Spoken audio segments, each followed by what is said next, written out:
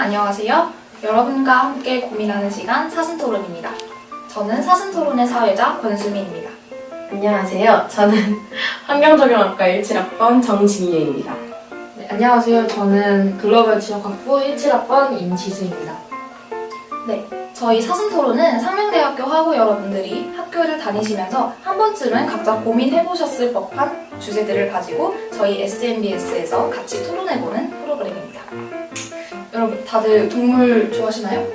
어떠세요? 당연하죠. 저는 동물이 최고예요. 제가 지금 현재 반려동물을 키우고 있거든요. 사막쥐라고 이렇게 주먹만한 쥐 키우고 있어요, 저는.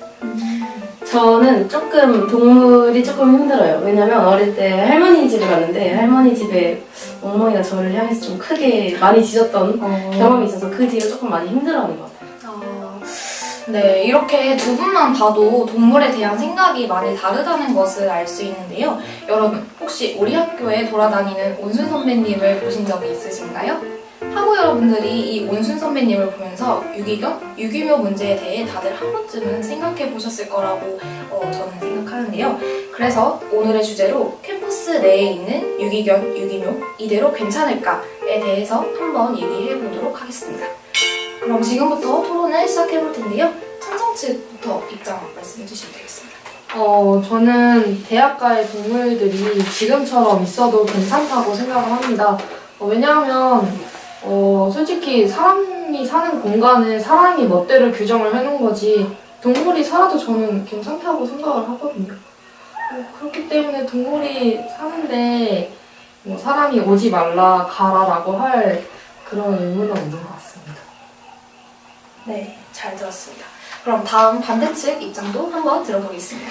저는 대학가 내에서 유기견, 유기묘가 있는 게 굉장히 좋지 않다고 생각을 하는 입장입니다. 왜냐하면 일단은 저희가 물론 찬성 측 말대로 규정을 해놓은 건 없지만 저희가 일단 시설물로서 학교를 지어놓은 거잖아요. 활용을 하려고. 근데 이렇게 유기견, 유기묘와 같은 유기동물들을 자꾸 키우다 보면 객체수가 자꾸 늘어나게 되는데 그걸 감당하기가 굉장히 어려울 거라는 생각을 해요. 저희 학교에 품양코라는 동아리 같은 게 있는데 그런 거를 또 에타를 가끔씩 보면 다친 고양이 같은 거 어떻게 해달라고 많이 올라오는데 그때마다 이제 저희도 그걸 다 어떻게 할 수는 없어요. 이렇게 올라오는 것들이 굉장히 많거든요.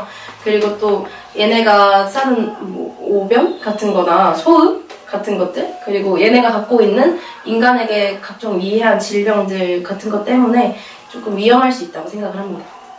네, 두 분 다 1차 발언 잘 말씀해 주셨는데요. 이번에는 2차 발언도 한번 들어보겠습니다.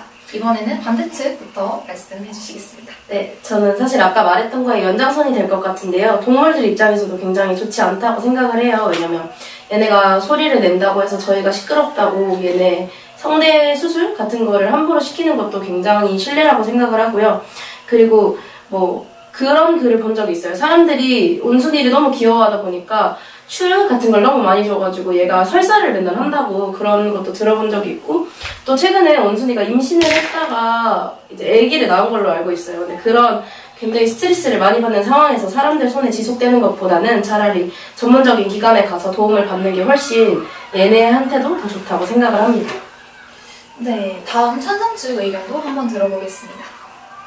저는 개체수가 많아질 수 있고 오변, 소음, 질병 그리고 성대 수술 등 좀 인간에게 유해한 것도 많고 또는 인간이 그 유기동물로 인해서 성대 수술을 강제로 시킨다던가 동물에게 유해한 점도 있기 때문에 서로에게 안 좋아서 대학가에 있는 것이 안 좋다고 이제 근거로서 말씀을 해주셨는데요.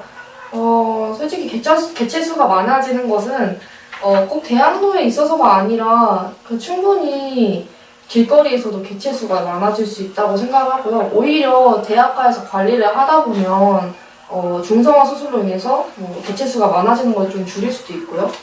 오변 소음 같은 것도 아까 풍미한 거 말씀하셨잖아요. 네. 그런 동아리 분들이 치워주기도 하고 학교에 생각보다 온순이를 되게 좋아하는 사람들이 많아요. 그분들이 볼 때마다 치워주시기도 하고요. 추루 같은 부분도 이게 되게 학교 에브리타임이라는 커뮤니티에서 화제가 많이 되었었는데 이 부분도 지속적으로 추루를 주면 설사를 하거나 그런 위험이 있기 때문에 사료를 주고 있으니까 그런 추루 같은 거 좀 자제했으면 좋겠다 해서 그런 것도 좀 많이 줄어들었고요. 때문에 저는 이 부분에 대해서는 좀 아니라고 생각합니다.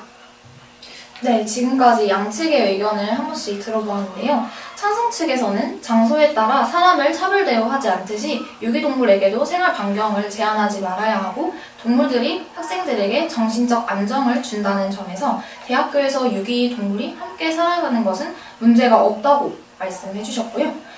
한편 반대 측에서는 계속 이 유기동물들을 돌보다 보면 개체수가 증식하게 되고 이 늘어난 개체수가 점점 인간들에게 끼칠 파생될 문제들이 생기기 때문에 결국에는 인간이 감당하기 어렵다라고 하셨고 또 동물 입장에서도 좋지 않다고 하셨는데 예를 들어서 그 유기동물이 임신을 하거나 출산한 직후 등과 같이 스트레스를 받지 않아야 하는 상황에서 인간에게 노출되면서 오히려 더 스트레스를 받게 되고 이런 바에는 차라리 전문 기관의 케어를 받는 것이 오히려 동물 입장에서도 더 도움이 된다라고 말씀해 주셨습니다.